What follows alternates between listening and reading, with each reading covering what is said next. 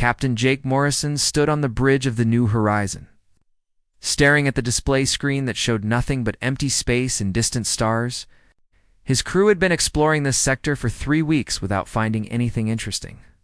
Most days were like this in deep space exploration. Quiet, boring, safe. Captain, I'm picking up something strange on the long-range sensors, said Lieutenant Amy Johnson from her station. Her voice carried a note of excitement that made everyone on the bridge look up from their work. Jake walked over to her station and looked at the readings. The numbers on the screen made no sense. What am I looking at, Johnson? Energy signatures, sir. Big ones. At least 50 different sources, maybe more. They're moving this way, but slowly. Very slowly. Amy's fingers danced across her controls, trying to get clearer readings. Sir, these energy patterns don't match anything in our database. They're not human. They're not from any known alien species. Commander Ben Rodriguez moved closer to examine the data. He was Jake's second in command, and always the careful one. Could be a trap. The Galactic Consortium has been testing new technologies lately. Maybe they want to see how we react to unknown contacts. Jake nodded but kept studying the readings. Something felt different about this. The energy signatures were weak and scattered, not organized like a military formation. How far out are they? 6 hours at current speed, Amy replied. But Captain, there's something else. I'm detecting what looks like distress signals mixed in with the energy readings. Very faint, but they're there. Dr. Lisa Carter looked up from her science station. She was the ship's expert on alien life and had spent years studying different species across the galaxy. If those are distress signals, we need to investigate. It's our duty as explorers and as human beings. Ben frowned. It's also our duty to keep this ship and crew safe. We don't know what we're dealing with out there. Could be pirates, could be a consortium trick, could be something worse. Jake understood both points of view. As captain, his first job was to protect his crew, but he also knew that humans had a reputation in the galaxy for helping others when they could. It was one of the things that made other species either respect humans or think they were foolish. Johnson, can you get a visual on whatever's out there? Jake asked. Amy worked at her station for several minutes, adjusting sensors and filters. Finally, an image appeared on the main screen. What they saw made everyone on the bridge go quiet. Ships, dozens of them, maybe hundreds, all moving together in a loose formation. But these weren't the sleek, powerful vessels of the Galactic Consortium or the efficient designs of human engineering. These ships looked broken, damaged, held together by emergency patches and desperate repairs. My God, whispered Dr. Carter. Look at the size of some of those vessels. That one, there must be carrying thousands of people. Jake studied the image carefully. The ships were clearly from different species. Some were long and thin, like the vessels built by aquatic races. Others were round and thick, probably built by species that lived underground. A few had the complex geometric shapes that insect-like aliens preferred. This is a refugee fleet, Lisa said softly.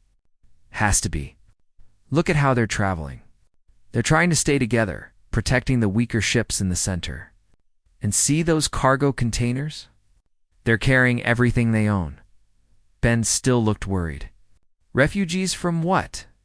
And why are they coming toward human space? Before anyone could answer, Amy's station started beeping rapidly. Captain, I'm receiving a transmission.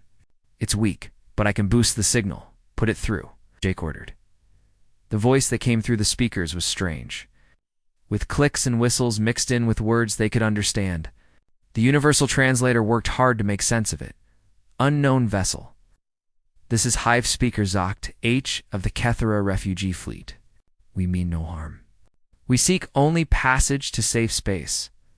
Our people are dying. Our ships are failing. Please respond if you can help us. The bridge was silent for a moment. Then another voice came through, this one deeper and more fluid. This is Elder Morden of the Zalani people. We add our voice to the Kethera plea. We have traveled far from our homes, cast out by those who should have protected us. If you are people of peace, we ask for your aid. A third voice followed, rough and mechanical sounding. Chief Engineer Gextar of the Vorthok fleet. Our engines are failing. Our life support systems are breaking down. We have children aboard these ships who have never seen their homeworlds. Please, if you have any compassion, help us. Jake looked around the bridge. His crew was staring at him, waiting for his decision. These were clearly refugees, probably fleeing from the Galactic Consortium. Helping them could cause problems with the Galactic government, but letting them die was not something Jake could live with. Open a channel, he said. Amy nodded and gave him the signal that they were transmitting. Refugee fleet. This is Captain Jake Morrison of the human vessel New Horizon. We hear your distress calls, and we want to help. Can you tell us what happened to you? The response came quickly, as if they had been hoping desperately for any answer. Captain Morrison, we are 3 peoples who have been exiled from our homes by the Galactic Consortium, said the Kethra voice. My people refuse to give up our sacred crystal gardens to feed the Consortium's war machine. The Zilani would not fight in the Consortium's brutal conquest of the Outer Rim. The Vorthok, Questionedy, the Consortium kept technology from smaller species while demanding their resources for these crimes. We were declared enemies of galactic peace, added Elder Morden. Our worlds were taken. Our people were scattered. Those of us who escaped have been traveling for months, looking for somewhere safe to go. The Consortium has made it clear that no member species is allowed to help us, said Chief Engineer Gextar. Anyone who aids us will be punished. We understand if you cannot risk your people for ours. Jake felt anger rise in his chest. The Galactic Consortium controlled most of the galaxy through fear and force. They claimed to bring peace and order, but stories like this showed the truth. Species that wouldn't submit completely were crushed or driven out. How many people are in your fleet? Jake asked. Nearly 50,000 Cathora, 30,000 Zilani, and 20,000 Vorthok, came the reply, plus the crews of our escort ships and support vessels. Over 100,000 souls total. Ben moved close to Jake and spoke quietly. Captain, we can't take that many people aboard our ship. And even if we could, where would we take them? No Consortium world will accept them. Jake nodded, but his mind was already working on the problem. What about human space? We're not part of the Consortium. We govern ourselves. The Consortium would not be happy about that, Ben warned. They might impose sanctions, cut off trade. Some human colonies depend on Consortium technology and resources. Dr. Carter stepped forward. Captain, I've studied all 3 of these species. The Kethra are peaceful farmers and artists. The Zilani are master engineers and scientists. The Vorthok are brilliant inventors and builders. They're not criminals or terrorists. They're just people who wouldn't bow to the Consortium's demands. Jake looked at the image of the refugee fleet on the screen. Broken ships carrying desperate people who had lost everything because they refused to give up their principles. It reminded him of stories from human history, refugees fleeing oppression and looking for a new home. Johnson sent a message to Colonial Command. Tell them we've encountered a large refugee fleet and request permission to escort them to human space for humanitarian aid. Amy's fingers flew over her controls. Message sent, Captain. But it will take hours to get a response. Then we wait, Jake said. And while we wait, we help. Begin transferring medical supplies and emergency rations to their ships. Dr. Carter, prepare your team for alien medical treatment. Commander Rodriguez, have our engineers look at their ship designs and see what emergency repairs we can make. Ben still looked worried, but he nodded. Yes, sir. But Captain, what if Colonial Command says no? Jake looked at the refugee ships again, thinking of all the people aboard them who were counting on human compassion to save their lives. Then we deal with that problem when we come to it. But I won't let these people die just because someone else is afraid of the Consortium. The response from Colonial Command came faster than anyone expected. Jake Morrison sat in his captain's chair, reading the message on his personal display.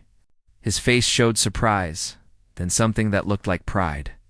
What does it say, Captain? Asked Commander Ben Rodriguez, moving closer to read over his shoulder. Jake looked up at his crew. Then at the main screen, where the refugee fleet still moved slowly toward human space. It says, "Bring them home." President Martinez herself signed the order. We're to escort the refugee fleet to 3 different human colonies that have volunteered to take them in. Dr. Lisa Carter smiled widely. I knew humanity would do the right thing. Where are we taking them?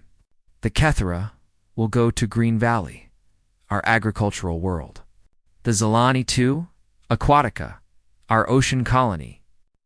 The Vorthok to Iron Ridge, our main industrial center. Jake stood up and moved to the communications station. Johnson, open a channel to the refugee fleet. When the connection was established, Jake spoke clearly and warmly. Hive Speaker Zach, Elder Morden, Chief Engineer Gexstar, I have news from the human government. You are all welcome in human space. We have colonies prepared to receive you and help you build new homes. The silence that followed lasted so long that Jake wondered if the transmission had failed. Then came a sound unlike anything the human crew had heard before. It started as a low humming from the Kethra ships, joined by a deep singing from the Zalani vessels, and finally mixed with rhythmic hammering from the Vorthok fleet. It was the sound of hope. Captain Morrison, came Hive Speaker Zach's voice, thick with emotion. We cannot find words to express our gratitude. The Kethra hive mind speaks as one when we say that. Humanity will be remembered in our songs until the end of time. Elder Morden's voice was equally moved. The Zalani have an old saying, the ocean accepts all rivers. Today we learn that human hearts are like the great ocean. Chief Engineer Gexstar's mechanical voice somehow managed to sound warm. The Vorthok builds things to last forever. The friendship between our peoples will be the strongest thing we ever create. The next few days were busy as the new horizon led the refugee fleet toward human space. Jake's crew worked around the clock to help repair the most damaged refugee ships and transfer supplies to those in need. Dr. Carter spent most of her time aboard the alien vessels, learning about their medical needs and treating the sick and injured. On the 4th day, Lieutenant Amy Johnson detected new ships approaching from the direction of Consortium space. Captain, we have 5 vessels coming in fast. They're flying Consortium flags. Jake felt his stomach tighten. Battle stations. Shields up, but don't target them unless they target us first. The lead Consortium ship was sleek and powerful, painted in the dark blue and silver colors that showed it belonged to the diplomatic corps. As it came closer, it sent out a standard hailing frequency. Human vessel. This is Ambassador Verixtel of the Galactic Consortium. You will halt your ships and prepare to be boarded. Jake nodded to Johnson, who opened the channel. Ambassador, this is Captain Morrison. We are in human space, escorting refugees under the protection of human law. You have no authority here. Captain Morrison, the beings you call refugees are criminals wanted by Consortium justice. They have violated Consortium law and must face punishment. Turn them over immediately. Ben moved close to Jake and whispered, Captain, their ships are more advanced than ours. If they want to take the refugees by force, we might not be able to stop them. Jake thought about the 100,000 people aboard the refugee ships. Men, women, and children who had done nothing wrong except refuse to give up their freedom and dignity. Open the channel again, Johnson. When the connection was active, Jake spoke with calm authority. Ambassador Verixtel, these people are under human protection now. They have committed no crimes against humanity, and we do not recognize Consortium authority over free beings seeking sanctuary. You are welcome to file a complaint with our government through proper diplomatic channels. The ambassador's reply came quickly, and his voice was angry. Captain, you do not understand the situation. The Consortium maintains galactic peace through law and order. These criminals threaten that peace. If you do not surrender them, there will be consequences. Dr. Carter, who had been listening from her station, stepped forward. Captain, I've been studying Consortium law in my spare time. According to their own rules, political refugees who reach neutral space cannot be forced to return if they face persecution. Jake smiled. Did you hear that, Ambassador? Your own laws protect these people. Those laws do not apply to criminals and terrorists. Varixtel replied coldly. Then prove they are criminals, Jake said. Send us the evidence of their crimes. Show us the trials where they were found guilty. Present the testimony of their victims. The silence that followed told Jake everything he needed to know. There had been no trials, no evidence, no victims. The only crime these people had committed was saying no to the consortium. The evidence is classified, the ambassador finally said. You must trust consortium justice. I trust what I can see, Jake replied. I see families trying to survive. I see people who have lost everything except their principles. I see refugees, not criminals. The consortium ships followed them for 2 more days, but made no aggressive moves. Jake suspected they were reporting everything back to their superiors, trying to figure out how to handle this new situation. Humans had never directly challenged consortium authority before. When they finally reached the edge of the Green Valley system, Jake was amazed by what he saw. Dozens of human ships were waiting for them, not warships, but cargo vessels, medical ships, and transport craft. Word of the refugee crisis had spread through human space, and volunteers had come from across the colonies to help. Admiral Susan Blake herself was there aboard the cruiser Freedom. Her message was brief, but clear. Captain Morrison, you've done humanity proud. We'll take it from here. The next few hours were controlled chaos, as the refugees were transferred to the human ships that would take them to their new homes. Jake watched from his bridge as families said goodbye to each other, perhaps for the last time. The 3 species had been traveling together for months, becoming one community in their shared exile. Dr. Carter came to stand beside him. It's hard to watch them split up. Jake nodded. But they'll be safe now. That's what matters, Captain, called Johnson from her station. I'm receiving a priority message from Earth. It's President Martinez herself. The president's face appeared on the main screen. She looked tired, but determined. Helen Martinez had led humanity through many challenges, but this was something new. Captain Morrison, by now you know that we're accepting these refugees into human space. I want you to understand why we made this decision. Even though it will cause problems with the consortium? She paused, looking directly into the camera as if she could see through to every human watching. Throughout our history, humans have been at their best when we helped others who had nowhere else to turn. We've made mistakes, but we've also shown that we believe in something bigger than just ourselves. Today, we have a chance to show the galaxy what humanity really stands for. The president's image shifted to show scenes from the 3 colony worlds. On Green Valley, human farmers were working alongside Cathara workers to prepare fields for the crystal gardens that the insectoid aliens needed to survive. On Aquatica, human engineers were modifying underwater habitats to accommodate Zilani families. On Iron Ridge, human factory workers were learning from Vorthok engineers about new ways to build and create.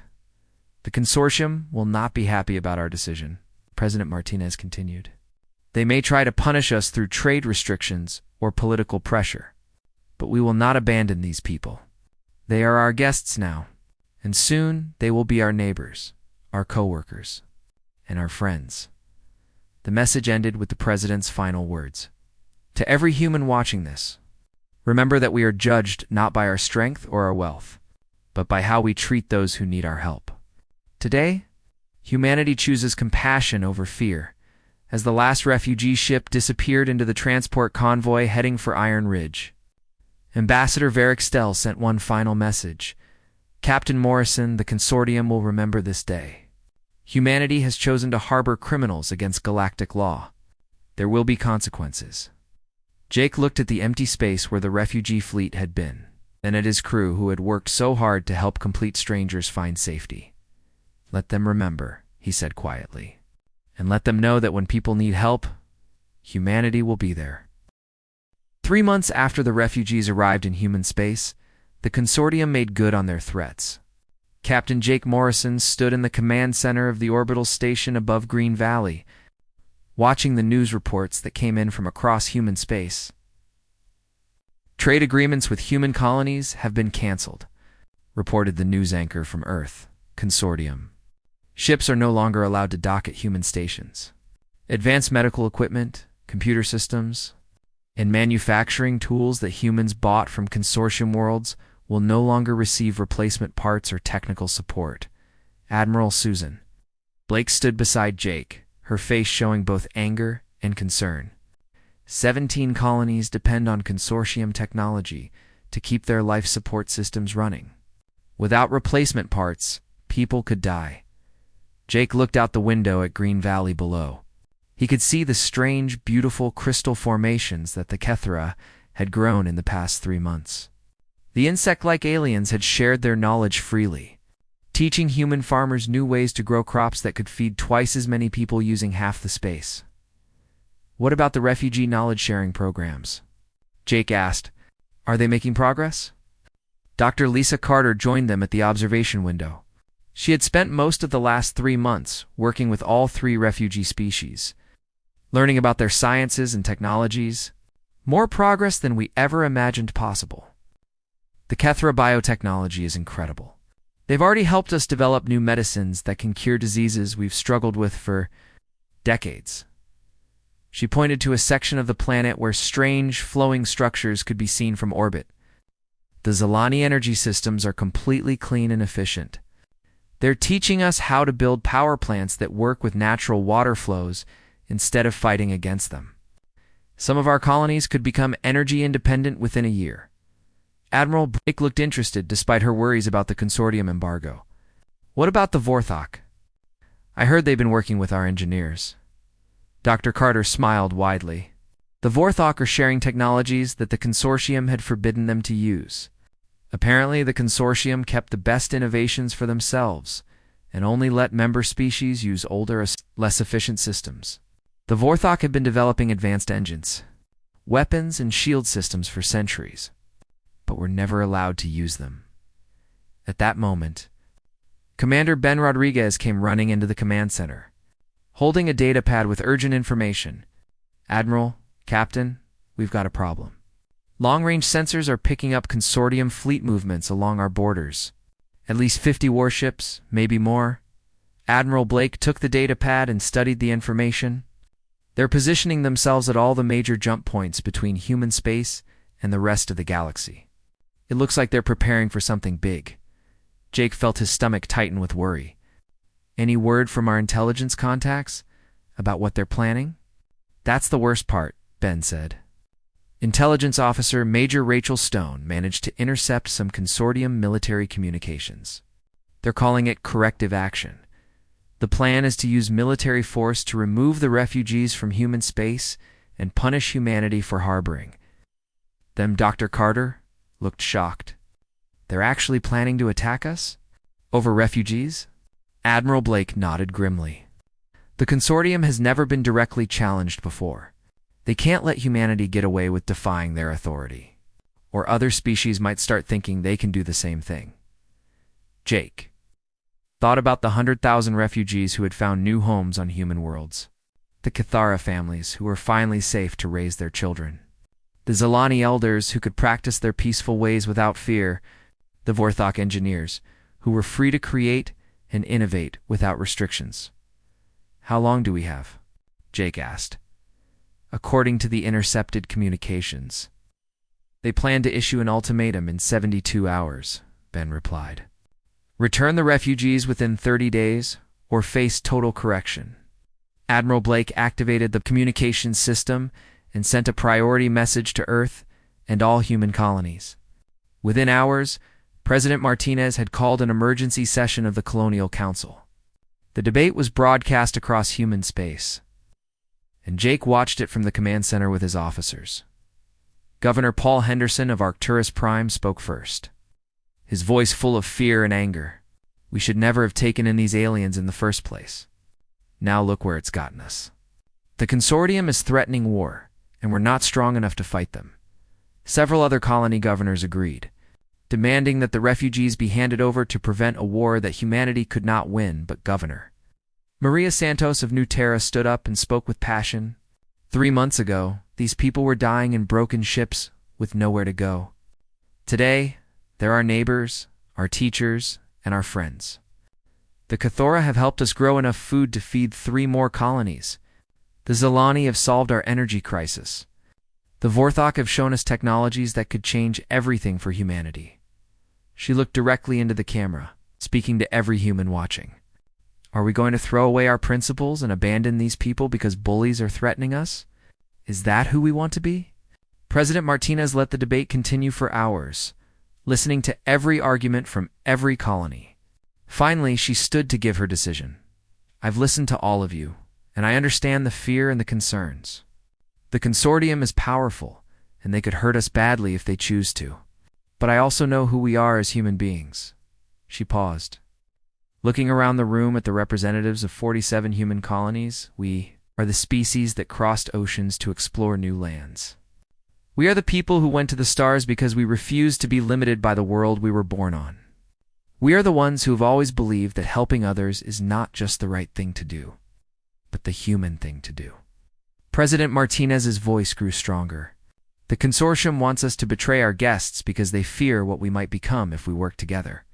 They want us to choose fear over hope, isolation over friendship, submission over freedom.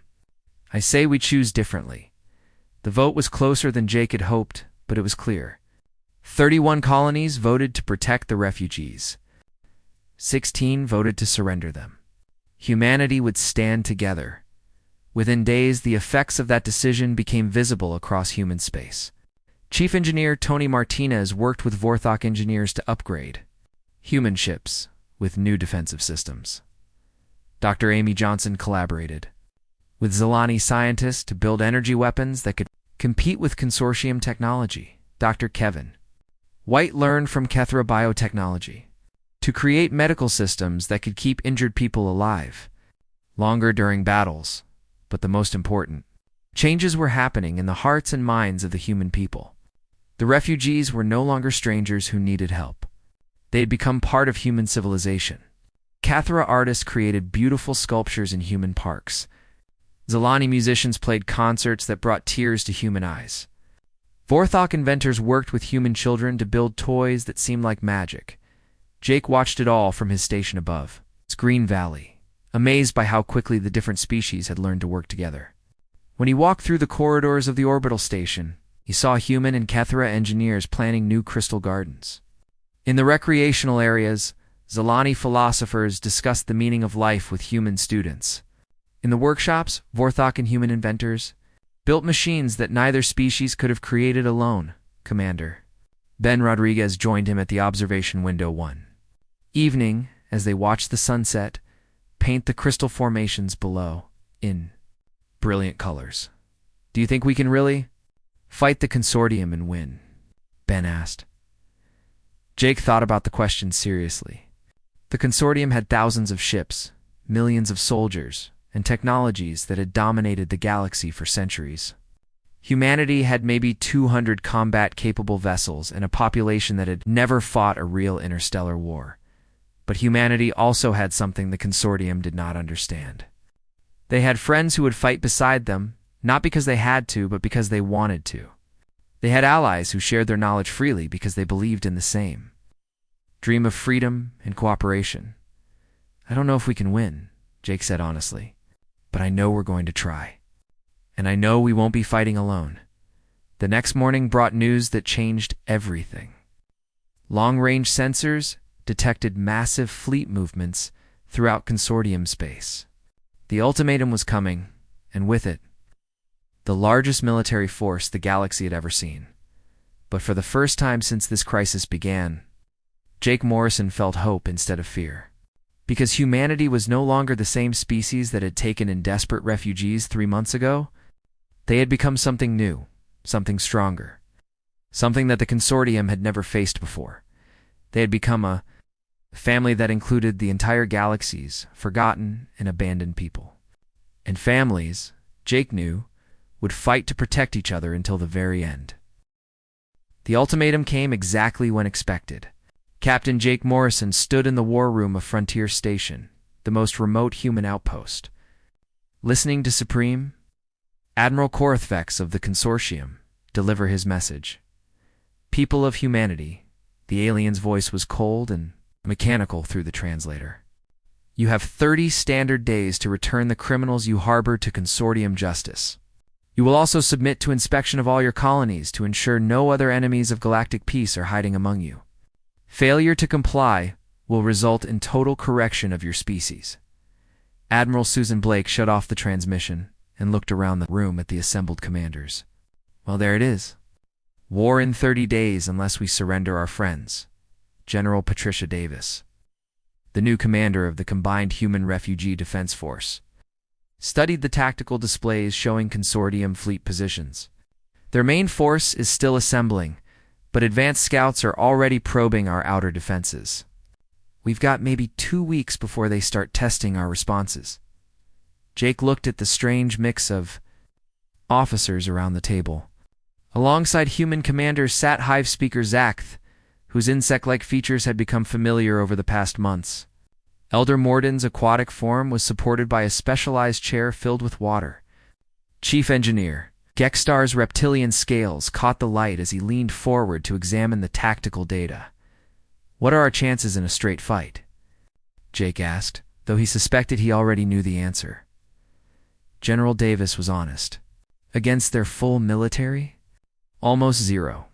They have 5 times our ships, 10 times our firepower, and technology that's been refined over centuries of conquest.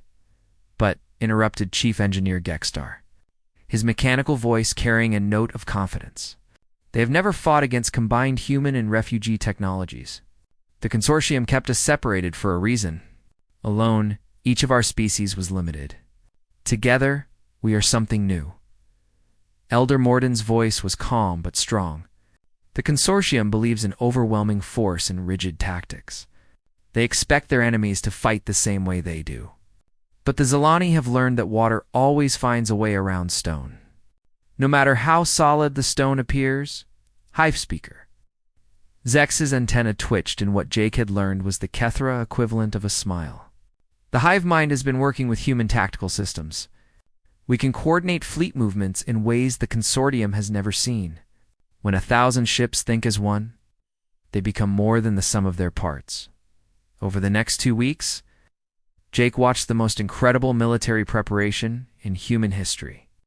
On Iron Ridge, human and Vorthok engineers worked around the clock to upgrade every ship in the fleet. The changes were remarkable. Human vessels that had been built for exploration and trade were transformed into something that looked like it belonged in a nightmare. But the real changes were harder to see. Cathra biotechnology had been integrated into human ships, creating living systems that could repair damage during battle and adapt to new threats. Zilani energy systems provided power that seemed almost unlimited. Vorthok weapons and shields made human ships far more dangerous than their size suggested, Dr. Lisa Carter came to find. Jake at Frontier Station with news that made his heart race with hope and fear. "Jake, you need to see what we discovered in the captured Consortium data.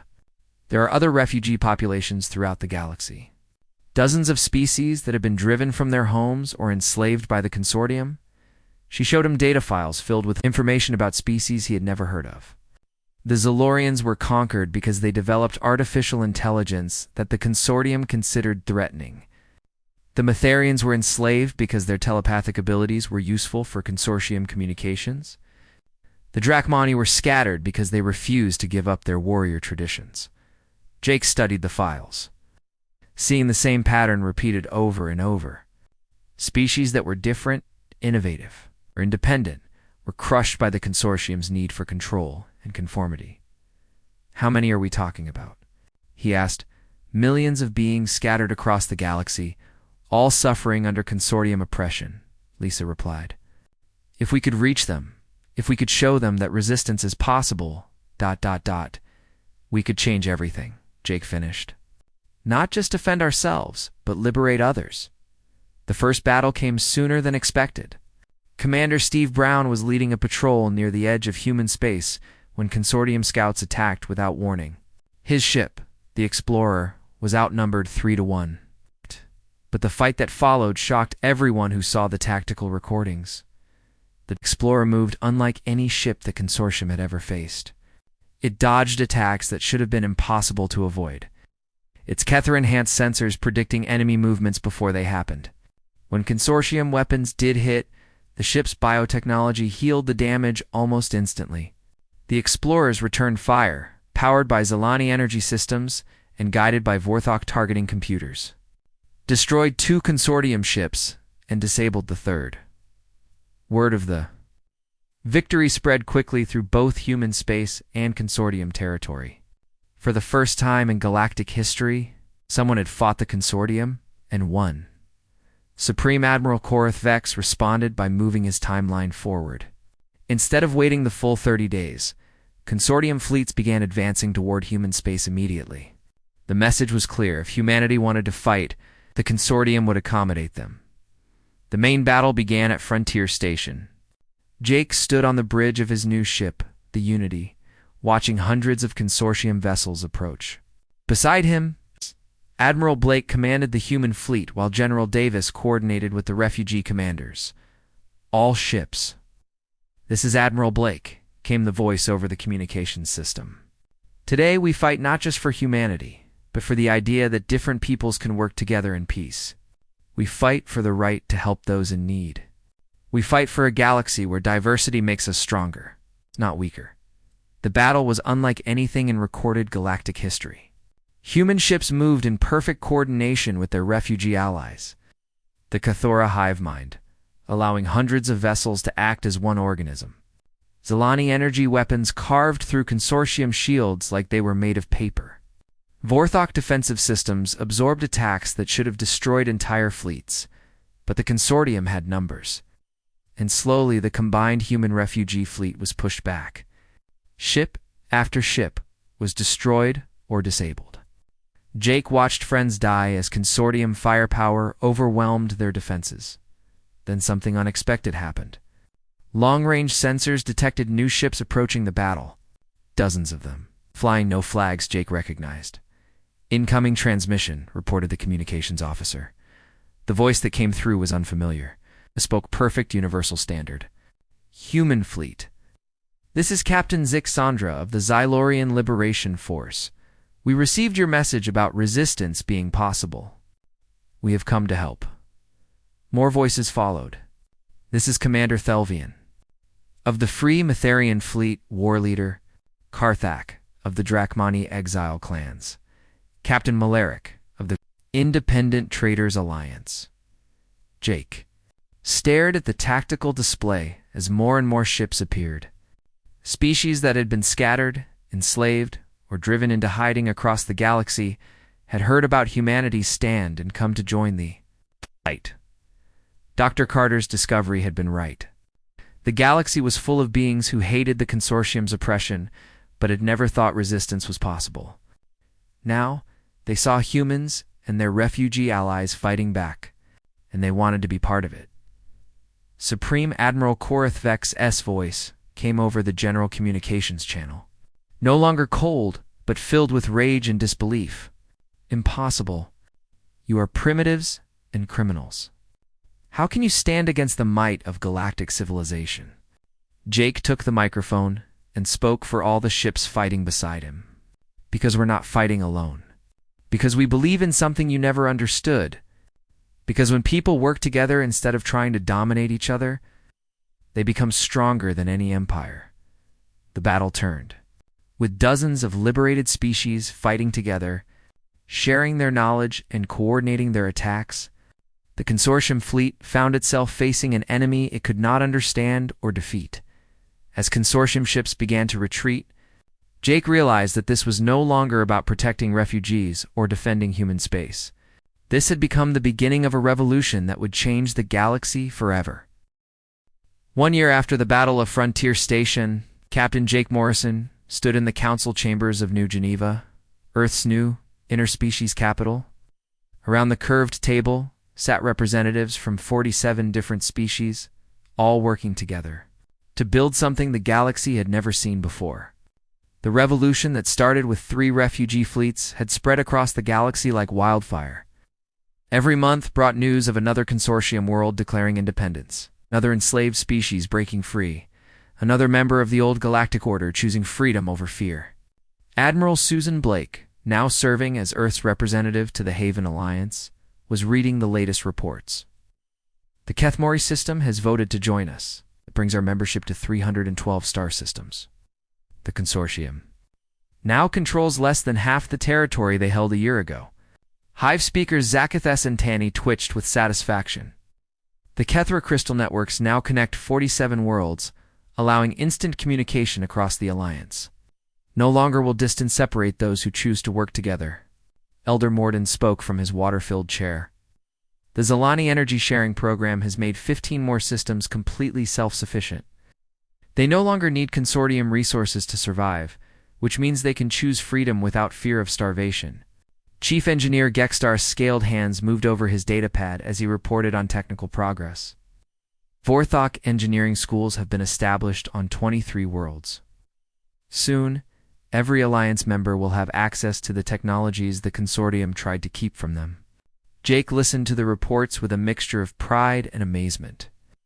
What had started as a simple decision to help refugees had become the largest peaceful transformation in galactic history. But he knew the fight was not over yet. General Patricia Davis entered the chamber with urgent news. Long-range scouts report that Supreme Admiral Korthvex is assembling what's left of the consortium fleet at their capital system. It looks like they're planning one final battle to try to stop the Alliance from spreading further. The chamber fell quiet. Everyone knew this moment would come. The consortium leadership would never accept the loss of their power without one last desperate attempt to maintain control. President Helen Martinez, now serving as the first elected leader of the Haven Alliance, stood to address the council. We've always known this day would come. The question is, do we wait for them to attack us, or do we end this war by going to them? The debate that followed was intense but respectful. Representatives from peaceful species like the Metharians argued for defensive positions, believing that the Alliance should not become the aggressor. Warrior cultures like the Drachmanae pushed for immediate attack, claiming that leaving the consortium leadership in power would only lead to more suffering. Jake found himself thinking about all the people who had died in the past year. Human soldiers, who had given their lives to protect alien refugees. Cathra workers who had been killed in consortium bombing raids. Zalani civilians who had died when their peaceful colonies were attacked. All because some beings believed that differences made others inferior instead of valuable. When the debate ended, the vote was close but clear. The Alliance would go to the consortium capital, not to conquer, but to liberate. They would offer every being in consortium space the same choice that had been offered to the original refugees. Join a community based on cooperation and respect, or remain under the rule of fear and oppression. The fleet that assembled for the final battle was beyond anything the galaxy had ever imagined. Ships from dozens of species flew together in perfect formation, their crews working as smoothly as if they had trained together for decades. Human vessels with their Cathora biotechnology, Xylorian ships with their advanced artificial intelligence, Metharian communications ships that could coordinate thousands of vessels across vast distances, Drachmanae warships that had been upgraded with Vorthok weapons and Zalani power systems. Jake commanded the Unity, now upgraded with technologies from every Alliance species. As they approached the consortium capital system, he could see the massive fleet waiting for them. The consortium had gathered their most powerful ships, their most advanced weapons, their most experienced commanders. It should have been an overwhelming force, but Jake had learned something over the past year that the consortium had never understood.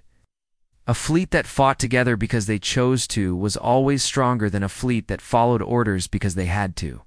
The battle began with Supreme Admiral Korthvex sending one final demand for surrender. Alliance ships, you are outnumbered and outgunned. Surrender now, and your deaths will be quick. President Martinez answered for the entire Alliance. We offer you the same choice we offer everyone. Join us in building a galaxy where all beings can live in freedom and dignity. Or continue to fight for a system that benefits only the few at the expense of the many.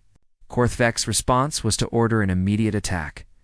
What followed was not really a battle in the traditional sense, while the Alliance fleet moved with a coordination that seemed impossible, as if every ship was part of a single organism. Kethra, hive minds linked with Xylorian artificial intelligence to create tactical awareness that predicted enemy movements before they happened.